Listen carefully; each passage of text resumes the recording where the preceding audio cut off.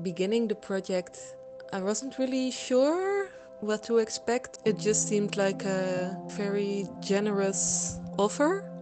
I've been so busy in the rat race doing all these projects, working, making money. So it really was a very welcome escape for me.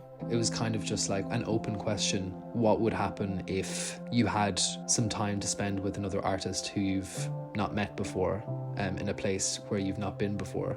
Like having a blank sheet of paper where you can draw literally anything. You're not forced to produce something. You're just there to reflect or experience something. By getting to know a place that is foreign to you so intimately, you can really start to understand your own context better. Also, you can start to understand what you have, what you don't have, what you desire, what you want in the future. That's a very valuable experience.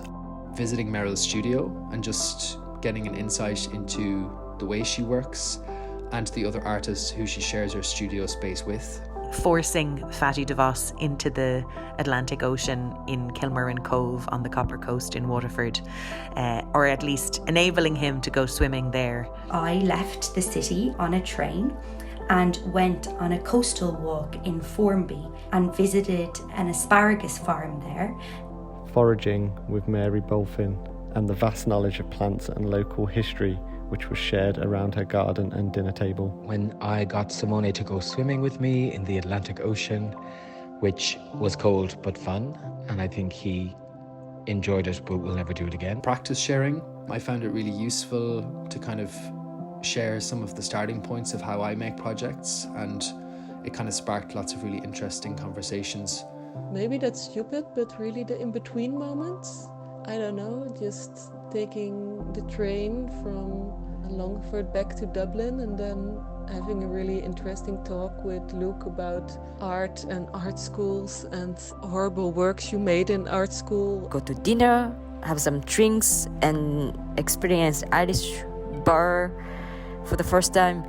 This adventure feeling are leading us to get to know further each other.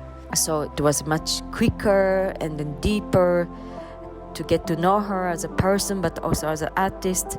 An experience of another city, a view into other makers' practices in their cities, a sense of difference, a sense of sameness, acknowledging that artists work in different ways but also have the same preoccupations, a sense of that universality as well as the specific and individual differences. The sort of level of care, both you have to give as a host and also as a guest towards your host, I found really moving, kind of like a radical alternative to the hustle or the kind of grind of working in the arts.